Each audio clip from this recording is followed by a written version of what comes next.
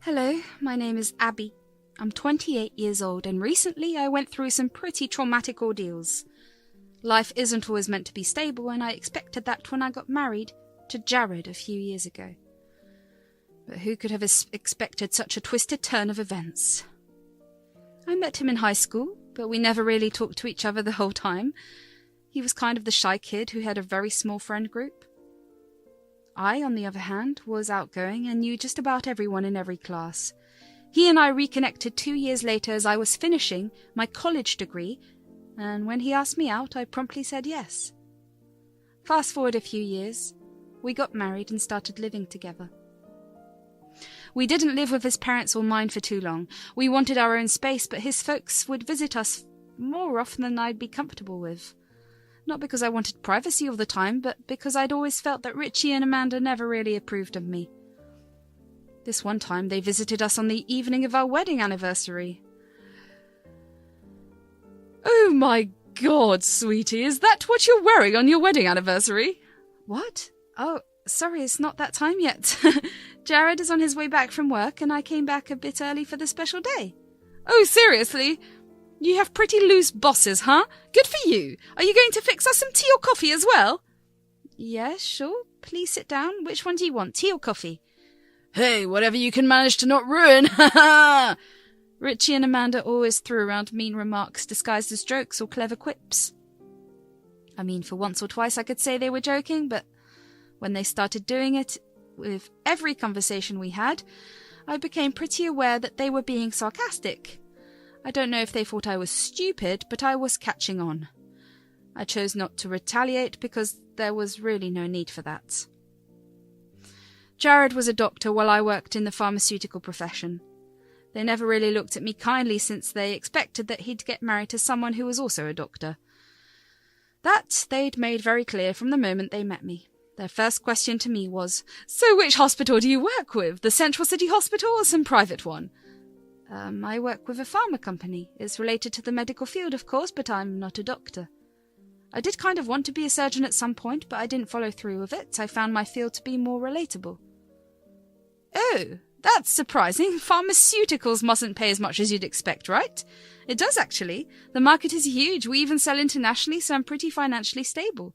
"How lovely. So when are you guys curing cancer?" Taunts like that were constant and always played off like jokes or harmless remarks. People, including Jared, usually laughed it off, and I started acting similarly. Not because I believed them for what they said, but just because I wanted to become a part of the family. I know that was foolish of me, but who wouldn't want to be accepted?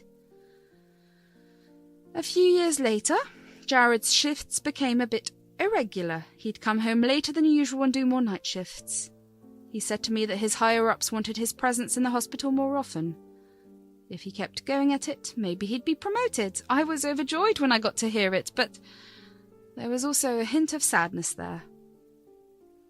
"Does this mean I'll be home alone at night?" "Just a few days a week, honey. It's not a big a deal. Plus, once I get promoted, we'll have all the time the world has to offer. I'll sit at home sipping some of your lovely coffee and we can talk all day. Well, mostly." "What does that mean?" "You know, new positions mean new responsibilities. It's a very complicated system, but the gist of it is, if I work hard today, I'll have more time and more money tomorrow. It's all worth it, honey, believe me." I didn't understand how it all worked, but I went along with it regardless. I wanted Jared to grow as big and successful as it was possible. Soon enough, his parents started visiting us less and less. Before, they'd visit every once a week, and later it became more like once a month. Around the same time, Jared came home drunk, and I found him passed out on the couch when I woke up in the morning.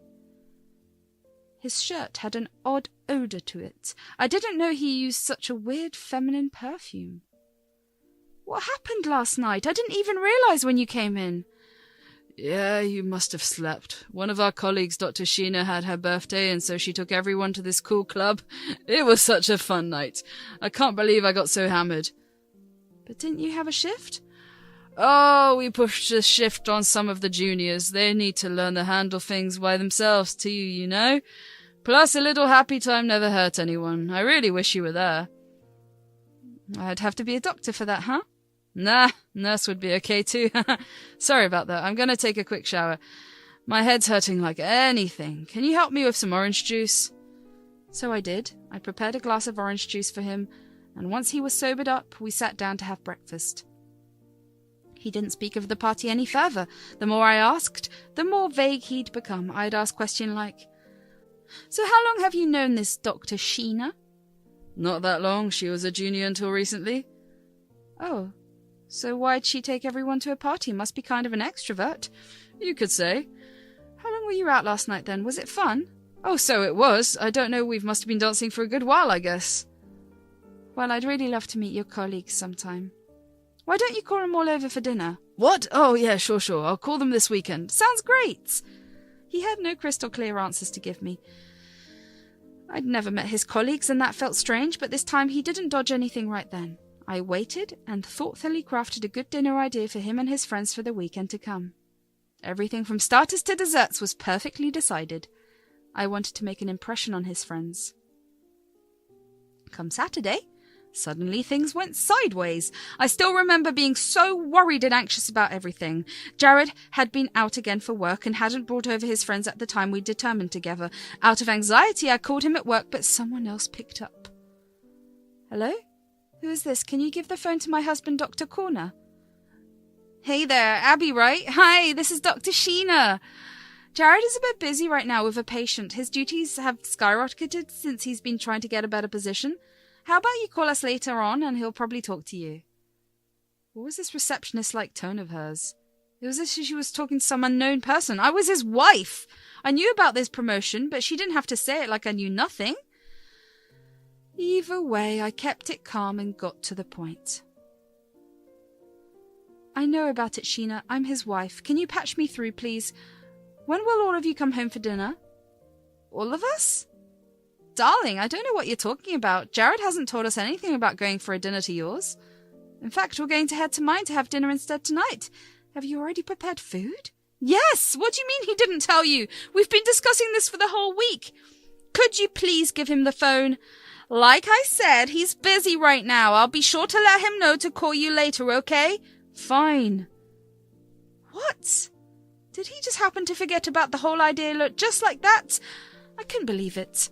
I'd worked so hard and come home a bit early just to host all of them, and they were just going to head to this Sheena's place instead. The least he could have done was to tell me the plan a day or even a few hours early, but I got to know it from this complete stranger. I still remember how sad things were. I opened up the dinner and just served it all to myself. Eating alone when you're married and prepared to host has to be one of the saddest things out there. More importantly, there was so much food there that one person couldn't have possibly finished any of it. I didn't want to throw any of it away, so I just decided to give it to the homeless in the neighborhood. It was starting to get chilly outside, and everyone looked eager for the warm food. I felt a bit relieved. At least someone wanted to appreciate the food. Looks like Jared already had a mouthful to prepare for.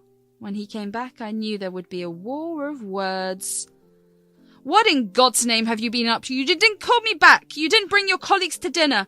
Which, by the way, we'd planned the whole week, and now you're just showing up like nothing's happened. Call you back? You didn't call me. I was busy, Abby. Lots of people in need today. I can't just abandon my duties, and I'm so sorry about the dinner. I just forgot about it when everything was going on. I can't believe... Wait, did you say I didn't call you? Yeah, you didn't call. Do you really think I wouldn't call you back? I called you, Jared. Dr. Sheena picked it up and said she'll tell you to call me back later on. Are you telling me she didn't say a word? Yeah, you know what? She didn't tell me anything. I think she forgot to. Wow. For people who study for like half a decade, you guys are good at forgetting stuff. Hey, relax now. Let's not say anything we'll regret. Our profession is a noble one, and you've got to respect it. Your profession? I'm talking about you. You forget a lot. How can you forget a whole dinner? You're showing up early morning. I had to eat alone again and give the food away to the homeless. I'd worked so hard. It's like you've forgotten me. Abby, you need to relax. I haven't forgotten anything. I'm just busy. Sheena said you were all going to her place after work. Well... His face dropped and he sighed for a bit. It looked like he was about to say something but decided not to. We didn't go to hers either. I just ate by myself in the cafeteria and came home. you being serious right now? Yes, of course I am. You know what? I can't deal with all of this right now. I'm going to go for a walk. I'll go to sleep. And just like that, things got wrapped up that day. I couldn't even fathom what was going on in his head. Jared looked all confused and tired, as if he had been dealing with things that he wasn't telling me about. I wanted him to open up and say something to me that made even an ounce of sense. Instead, I found my in-laws at the door that same evening. What was going on? So, me and the folks thought it was a good idea if you take a little break. Take it as an apology from me for everything that's been going on. Yes, honey, I've heard Jared's bit of a promotion has gotten you in a little bit of a daze. No worries, he's sending us oldies off for a little fun time. We'd love for you to join. Yes, and you don't get to spend a single dime of your salary. It's all for free, just this one time, though. Wait, what's going on? What a fun time. What are you guys talking about? Vegas! We're going to go and have fun. Well, I mean, the three of us anyway. Dad, no, I didn't say Vegas. I said Colorado. But it's okay, Richie. We'll go to Vegas some other time. Our pretty little daughter-in-law will take us there next, right? This time, Colorado it is. Wait, but why am I going, and why won't you be coming? I have to go to work, you know. Well, he can't come. He's got to save lives, love. And as for your job, can't you take a few of those paid leave things you'd like talking about? It'll be fun, and you won't lose any salary. Abby, hey, look, it's been too busy for us, I know that. I'm hoping to turn that around as soon as possible, okay? And consider this as a sorry for the whole dinner fiasco. Go and have fun. Mum and Dad will take care of you while you guys are there, and it's all perfect. This is so sudden. I'll have to apply for a leave, and it'll take at least a week for that to be approved. It doesn't work like that. I can't just call and take an off. I know. Take your time with it. The flights don't take off until around this time next week. Mum and Dad just showed up today to talk to you into it. Right, Mum? Dad? Absolutely. I also wanted to talk about Vegas, but that can wait. Haha, yes, it can. Anyway, what do you say, sweetie? Will you go on for some time? This place is nice this time of year. You'll get to wear your stress out there. I'm going to think about it, okay? No promises. Once things started, it was difficult to shut them off. Jared and his parents were really determined to make me go. In fact, they'd already booked my tickets too. But something about this whole idea wasn't sitting right for me. The whole dinner thing happens, and now he's just sending me away for a few days. Why? Why is the man never involved in a family plan? Somehow there's always work this, work that. I get that he's trying to get going with a better position, but should that really come at the cost of our marriage? I didn't know what to do with all of this. But there was one thing they were right about. I definitely needed a break from all the drama. It was all very upsetting, and getting away would probably be a nice decision. So I put in my leave the very next day. Almost a week later, it was time to get going. Come on, Abby, let's not slow down. Those planes don't come back reverse, you know. Yeah, I'm almost done here, don't worry. Did you guys pick up your phone chargers from the table last night? I'm not sharing mine. Why, sharing is caring. We shared our son, didn't we? Wow, sometimes I wish he hadn't. Everything all right, love? Yes, everything's fine. I'm done with the packing. Are you sure you don't want to come along? You can try and not work for once, you know? It's the weekend anyway. I know. I wish I could, but it's not happening for me. We'll go by ourselves soon, I promise. Just me and you. All right. I'll hold you to that then. Yes, bye. The taxi was at the door. Jared looked oddly relieved that we were going on our way. I guess he was just happy that I'd finally get to take that little break I needed so badly. Either way, I was finally in a vacation mood. We had planned to go see national parks and have a little fun in Denver. My in-laws weren't the best company, but either way, I could just ignore them for a little while longer when we went there. Soon as we settled down in the taxi, Amanda said, "So how do you spend your time alone at home, Abby, now that Jared has to work for so long?" "No, I'm at work too, Amanda, so it's not that bad." "But he doesn't come back fast enough, does he? Is he ever gone for too long?" "Yes, sometimes he's away for a whole day and comes back in the morning. It does get a little empty in the house." "Well, why don't you ever come and visit us? It's not that bad, is it? I mean, you could just take days off from work to relax with us." I don't know what you think I do, but I can't just take days off randomly, Richie. It's not how that works. Surely it can't be as important as a doctor's job, right? See, that's the issue right there. You don't seem to think that my job is important. But I mean, Richie, enough! We're going out!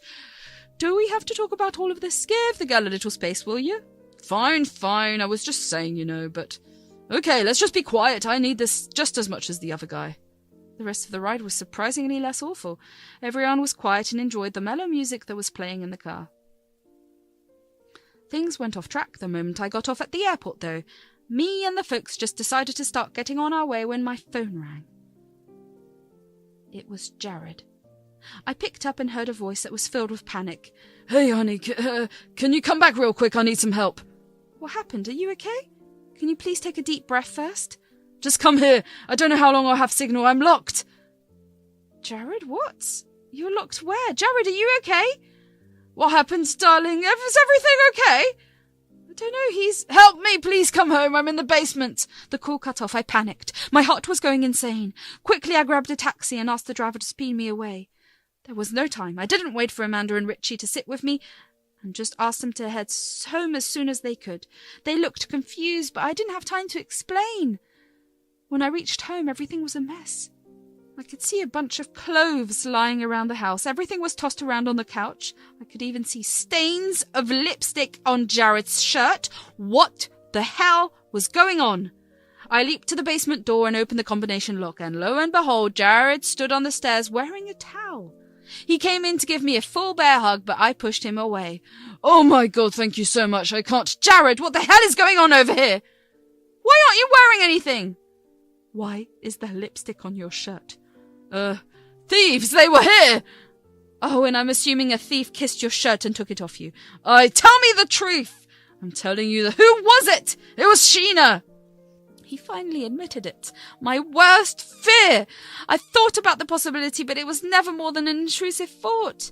This Dr. Sheena had so much to do with everything that was going on, but in the moment, my ears couldn't quite take in everything that was said.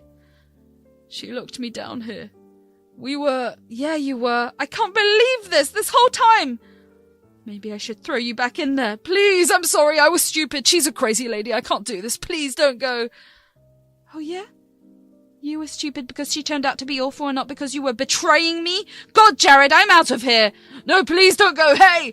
I was storming out of there when Amanda and Richie arrived in their taxi. They stopped right outside the gate and stopped that driver so he could take me back to my old apartment instead. I still owned the place, but it had no furniture or anything. It was fine by me. I just needed a place to be alone at the time. What happened, darling? Shut up, Amanda. Whoa, you can't talk to her like that. No wonder Jared likes Dr. Sheena better. So you knew about this? No, we just thought they were good friends. Have you met her? Once? You guys have ruined my life. All of you, completely insane. I can't believe I bought the whole going on a trip idea. Don't try to contact me ever again. Abby, please stop. Jared came out running from inside the house, so I quickly got into the taxi. Could barely hold in my tears as it all unfolded. I just asked the driver to get going, and he did. I cried during the ride. The driver was nice enough to not say a word. Things slowed down for a few days. I went home and invited some friends over to vent it all out. They convinced me to file for divorce, and I did it the very next week. Jared came over to convince me, but no way was happening. You don't trust a liar twice unless you're stupid, and I wasn't. Months into the arguments, the divorce finally went through. I was able to get rid of that lying swine of a husband and the annoying in-laws. I've set up my old home again now. I go to work and hang out with my friends every evening. It feels peaceful. I do miss my marriage sometimes, but I know it was never going to be the same ever again. The best I can do is look out for myself and move on, and that's what I'm going to do.